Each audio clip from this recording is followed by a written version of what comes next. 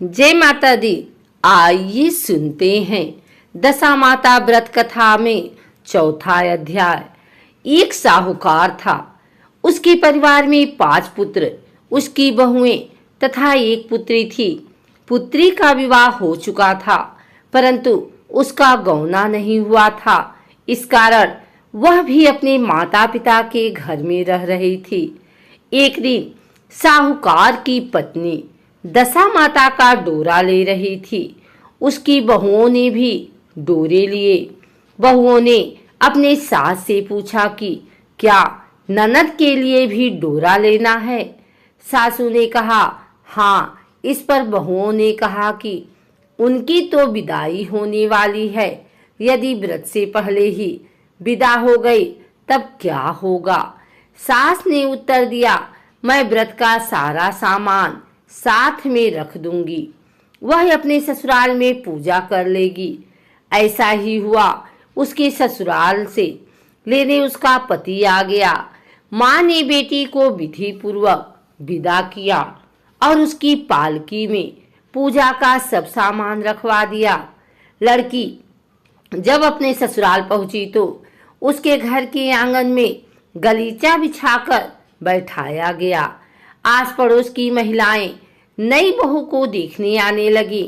सब उसकी सुंदरता और गहने कपड़ों की तारीफ करने लगी। किसी की निगाह उसके गले में बंधे डोरे पर पड़ गई। वह बोली, बहू की माँ बड़ी टोटके वाली है। सबकी निगाहें उसकी बात सुनकर उसके गले में पड़े डोरे पर पड़ी। सभी स्त्रियां डोरे के बारे में अपनी अपनी राय प्रकट करने लगी। शाम को सास, ननद, देवरानी, जेठानी, घर की सभी स्त्रियां भी उसी डोरे की चर्चा करने लगी। सब डोरे की निंदा कर रही थी। सुबह से शाम तक डोरे के बारे में सुनते सुनते बहू का दिमाग खराब हो गया। उसने डोरे को गले से उतारकर जलती हुई आग में डाल दिया। डोरे के जलते ही सारे घर में आग लग गई। घर में रखा सब धन जल गया। सब आदमी अपने प्राण बचाकर घर से बाहर भागे। अब घर में केवल नई बहू और उसका पति रह गया। बाकी सब भाग गए। घर का सारा सामान जल गया था। घर में अब न खाने को अन्न था और न ही पहनने के लिए वस्त्र बचे। इसलिए दोनों पति पत्नी गांव छोड़कर रोजगार खोजने चल दिए। चलते चलते वे उसी गांव में पहुंच गए जहां की वह लड़की थी।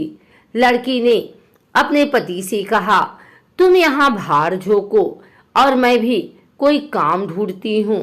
पत्नी का कहना मानकर वह भार झोंकने लगा और वह स्वयं एक कुएं पर जाकर बैठ गई। उस कुएं पर सारे गांव की स्त्रियां पानी भरने आया करती थी। उस लड़की की भाभियां उस कुएं पर पानी भरने आई, परंतु उन्होंने अपनी ननद को नहीं पहचाना। वे उससे बोली, तुम तो किसी भले घर की लड़की मालूम होती हो, कुछ काम करना चाहती हो तो बोलो। लड़की बोली, काम तो करूंगी, परंतु कोई नीच काम नहीं करूंगी। बड़ी भाभी बोली, हमारी ननद ससुराल चली गई है, तुम हमारे बच्चों की देखभाल करती रहना और हमारे घर से सीधा लेकर अपना भोजन बना लिया करना। लड़की इस काम के लिए राजी हो गई। लड़की की भाभियां अपने घर आई और सास से बोली, कुएं पर एक अनाथ लड़की बैठी थी, वह हमारे घर रहने और बच्चों की देखभाल करने को राजी है। आप कहो तो हम उसे रख लें। सास ने कहा, खुशी से रख लो, परंतु आपस में कलह मत करना। सब बहुएं राजी हो गई। वे आपस में कुएं पर आई और उसे घर ले आई। वह अपने भतीजे और भतीजियों की देखभाल करने लगी और अपना जीवन निर्वाह करने लगी। एक दिन दशा माता का डोरा लेने का अवसर आया। सास के कहने पर सब बहुओं ने डोरा लिया। बहुओं ने सास से पूछा कि क्या इस लड़की के लिए भी डोरा लेना है। सास ने कहा हाँ। बहुओं ने कहा, इसी प्रकार आपने ननद जी के लिए भी डोरा ले लिया था, परंतु पूजा से पहले ही उनकी विदाई हो गई। अब इस लड़की को डोरा दिलाना चाहती हो? यदि यह पूजा से पहले चली गई तो क्या होगा? सास बोली, तुम्हारी ननद ने अपने घर जाकर पूजा की होगी। यह लड़की पूजा होने तक इसी घर में रहेगी तो अपने आप पूजा में शामिल हो जाएगी, और यदि कहीं चली गई तो वहां पर ही पूजा कर लेगी। सर्वसम्मति से लड़की ने भी दशा माता का डोरा ले लिया। 9 दिन तक वह दशा माता की कहानी तथा व्रत पूजा में शामिल होती रही।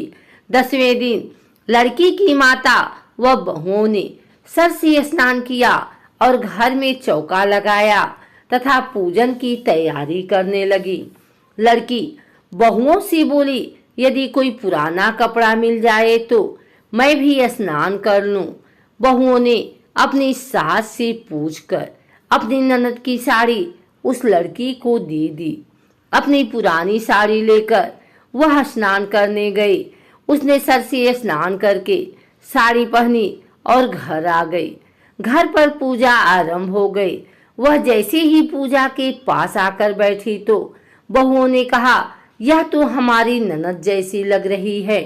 इस पर सास ने नाराज होकर कहा, तुम्हारे मन में जो आता है बोलती रहती हो। पूजा के समय भी चुपचाप नहीं बैठा जाता। चुप रहो, मुझे कथा कह लेने दो। तुम्हारी बातों से कथा में विघ्न पड़ता है। बहुएं चुप हो गई। घर की सब स्त्रियों ने पारण किया, लड़की ने भी पारण किया। इसके बाद स्त्रियां एक दूसरे का सर गूंथने लगी। एक ने लड़की का सर गूंथना शुरू किया। वह बोली कि जैसी गूंथ सिर में है वैसी गूंथ हमारी ननद के सिर में भी थी। सास नाराज होकर बोली, तुम मेरी बेटी की तुलना इससे क्यों कर रही हो? सास ने बहू को तो डांट दिया, परंतु उसकी बात मन में घर कर गई। उसने लड़की से कहा, आज रात मेरे पास सोना। रात तो जब बहुएं सो गई तो उसने लड़की से पूछा, तुम्हारे पीहर में कभी कोई था? उसने जवाब दिया, मेरे 5 भाई और भाभियां थी, तुम जैसी माता पिता थे। उसने फिर पूछा, क्या हुआ? लड़की बोली, पीहर में मैंने दशा माता का डोरा लिया था। उसके पूजन से पहले ही ससुराल के लिए विदा हो गई। ससुराल में पहुंचकर मेरे गले में पड़े डोरे को देखकर वहां की स्त्रियां हंसी उड़ाने लगी। तब मैंने उस डोरे को आग में डाल दिया। उस डोरे के साथ सारा घर जलकर भस्म हो गया। सब लोग भाग गए। हम दोनों भागकर इस गांव में आ गए। उसकी माँ ने पूछा कि तुम्हारा पति कहाँ है? लड़की ने कहा, वह भड़भूजे के यहाँ भाड़ झोंकता है। दशा माता के प्रकोप से हमारी ये हालत हो गई। वह समझ गई कि यह लड़की कोई और नहीं, उसकी बेटी ही है। तब उसने अपने 5 बेटों को बुलाकर कहा कि यह तुम्हारी छोटी बहन है। सवेरा होते ही माता के कहने पर 5 भाई भड़भूजे के यहाँ से अपने बहनोई को लेकर आए। उन्होंने उनको स्नान कराया और उत्तम वस्त्र पहनने को दिए। कपड़े पहनकर वह सुंदर साहूकार दिखाई देने लगा। वह कुछ दिन ससुराल रहकर अपने घर चला गया। घर पहुंचकर उसने देखा कि सब लोग पहले की तरह सुखपूर्वक रह रहे हैं। इसके बाद वह अपने ससुराल आया और अपने पत्नी को विदा कराकर घर ले गया। वह अपनी दशा पर विचार करती हुई जा रही थी। मार्ग में एक नदी पड़ी। उस नदी में स्नान करके अप्सराएं दशा माता का डोरा ले रही थी। उनके पास एक डोरा बच गया। वह अप्सराएं बोली, यदि इस डोली में कोई उच्च वर्ग की स्त्री हो तो उसे ये डोरा दे दे। उन्होंने डोली के पास जाकर पता किया और वह डोरा उस लड़की को दे दिया। जब लड़की अपनी ससुराल पहुंची तो सास थाल सजाए, ननद कलश लिए और देवरानी जेठानी अन्य मांगलिक वस्तुएं लिए उसका स्वागत करने के लिए खड़ी थी। नेक दस्तूर हो जाने के बाद लड़की को आसन पर बैठाया गया। आसन पर बैठने के बाद लड़की ने कहा, आप लोगों ने पहली बार दशा माता के डोरे के लिए अपशब्द कहे थे, जिसका फल ये हुआ कि घर के सब लोग बिछुड़ गए तथा घर का धन धान्य जलकर स्वाहा हो गया। बड़ी मुसीबतें उठाने के बाद अब अच्छे दिन आए हैं। आप मुझसे कोई भी अब मेरे दशा माता के डोरे की निंदा नहीं करेगा। भूल को जब मेरा व्रत हो तब सब श्रद्धा पूर्वक पूजा करेंगे। सबने खुशी खुशी उसकी बात मान ली। 9 दिन तक व्रत चलता रहा। 10वें दिन विधि पूर्वक डोरे की पूजा की गई। 7 सुहागिनों को न्योता दिया गया। उनका श्रृंगार करके आंचल भरा गया। इस प्रकार दशा माता का पूजन समाप्त हुआ। जिस प्रकार दशा माता ने उस लड़की के दिन फेरे, वैसे ही वह सब पर दया करें।